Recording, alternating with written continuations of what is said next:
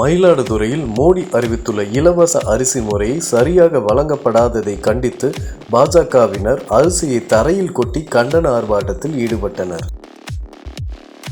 India முழுவதும் உள்ள குடும்ப அட்டைதாரர்களுக்கு தலா 1 கிலோ இலவச அரிசி வழங்கப்பட வேண்டும் என மோடி அரசானது அறிவித்துள்ள நிலையில் மயிலாடுதுறை மாவட்டத்தில் கிராமப்புறங்களில் உள்ள நியாய விலை கடைகளில் குடும்ப அட்டைதாரர்களுக்கு முறையாக அரிசி வழங்கப்படவில்லை எனவும், மேலும் மோடி அரசின் உயர் ரக அரிசியை பொதுமக்களுக்கு தராமல் தொடர்ந்து தரமற்ற அரிசியை பொதுமக்களுக்கு விநியோகம் செய்வதாக குற்றச்சாட்டு எழுந்த நிலையில் இதனை கண்டித்து மயிலாடுதுறையில் பாஜகவினர் கண்டன ஆர்ப்பாட்டத்தில் ஈடுபட்டனர். மயிலாடுதுறை பழைய பேருந்து நிலையம் அருகே நடைபெற்ற ஆர்ப்பாட்டத்தில் பாஜகவின் நகர செயலாளர் மோடி கண்ணன் தலைமை தாங்கினார். நியாய விலைக் கடைகளில் முறையாக அரிசி வழங்காத திமுக அரசை கண்டித்து பாஜகவினர் கண்டன கோஷங்களை எழுப்பினர். மேலும் ஆர்ப்பாட்டத்தில் ஈடுபட்டவர்கள் தரமற்ற அரிசியை சாலையில் கொட்டி தங்களது எதிர்ப்பினை தெரிவித்தனர்.